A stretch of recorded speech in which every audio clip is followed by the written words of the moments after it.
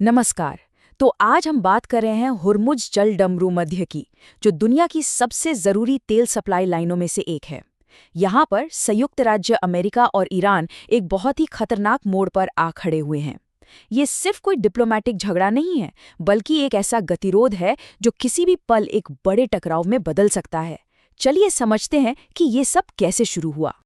अच्छा, ईरान ने इस पर जो जवाब दिया उसकी गंभीरता समझने के लिए जरा उनके रेवोल्यूशनरी गार्ड कॉर्प्स की ये सीधी धमकी सुनिए। ये सिर्फ कही सुनी बातें नहीं हैं, ये एक खुली चेतावनी है कि ईरान के पास कुछ ऐसी सीक्रेट क्षमताएं हो सकती हैं जिनके बारे में अमेरिका को बिल्कुल भी अंदाजा नहीं है, और वो उन्हें इस्तेमाल करने से जरा भी नहीं हिचकिचाएंगे।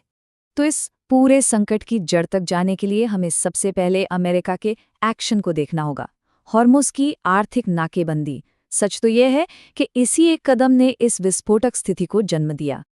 अब ये जो नक्शा है, ये अपने आप में पूरी कहानी कह देता है। ये जो पतला सा पानी का रास्ता है, होर्मुज़ जल डमरू मध्य, दुनिया की लगभग 20% तेल सप्लाई यहीं से गुजरती है। सोचिए, अगर ये रास्ता बंद हो गया तो पूरी दुनिया की अर्थव्यवस्था हिल जाएगी। बस इसीलिए ये जगह इतनी ज्यादा जरूरी है। तो अमेरिका की स्ट्रैटेजी बिल्कुल साफ है, इकोनॉमिक वॉरफेयर। मतलब उनका मकसद गोलियों से नहीं बल्कि डॉलर से ईरान को कमजोर करना है। वो ईरान के तेल एक्सपोर्ट को पूरी तरह से रोककर उसकी इकोनॉमी की लाइफलाइन ही काटना चाहते हैं। जरा सोचकर देखिए, अमेरिकी जंगी जहाज एक तरह से एक अदृश्य दीवार बना रहे हैं जो ईरान के पोर्ट से आने जाने वाले हर तेल टैंकर को रोक रहे हैं। ये आज के ज़माने की घेराबंदी है, जिसका एक ही मकसद है ईरान के व्यापार को ठप कर देना और उसे दुनिया में एकदम अलग थलग कर देना। तो ये जो इकोनॉमिक हमला है, ये अचानक से नहीं हुआ है। जैसा कि यहाँ दिख रहा है, ये एक बढ़ते हुए टकराव का तीसरा फेज है। इसकी शुरुआत हुई थी मिलिट्री धमकियों से, फिर ये एक नैरेटिव वॉर में बदला, मतलब सूचना और प्रोपेगेंडा की लड़ाई, और अब ये एक पूरे इकोनॉमिक वॉर में तब्दील हो गया है। चलिए अब आगे बढ़ते और देखते हैं कि ईरान का इस पर क्या रिएक्शन रहा, जो कि उतना ही जोरदार था। और जाहिर है, ईरान ये सब चुपचाप बैठकर देखने वाला नहीं था। उनका जवाब फौरन आया, बिल्कुल सीधा और बिना किसी लाग लपेट के। उन्होंने सिर्फ जवाब ही नहीं दिया, बल्कि मामले को और भी ज्यादा गंभीर बना दिया।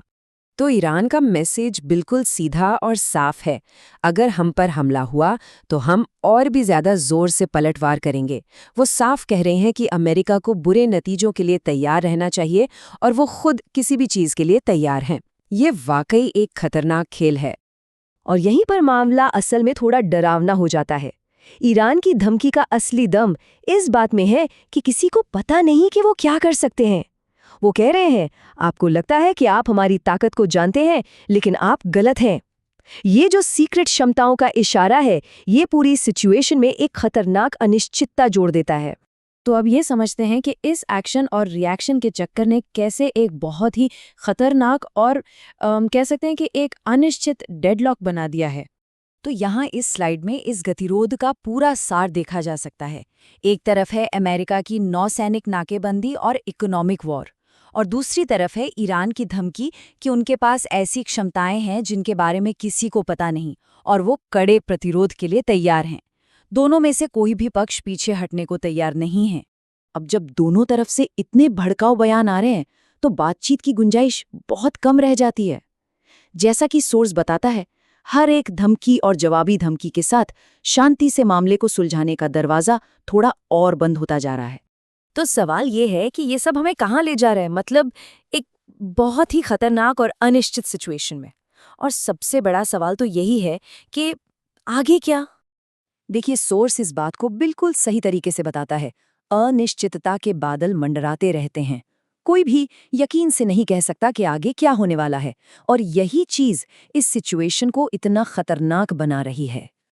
और इसीलिए हम इस एक गंभीर सवाल के साथ इस विश्लेषण को खत्म करते हैं। क्या होगा अगर शब्दों की ये जंग एक असली जंग में बदल जाए? इस हाई स्टेक्स गतिरोध में एक छोटी सी भी गलती के नतीजे बहुत विनाशकारी हो सकते हैं, और वो भी सिर्फ ईरान और अमेरिका के लिए नहीं, बल्कि पूरी दुनिया के लिए।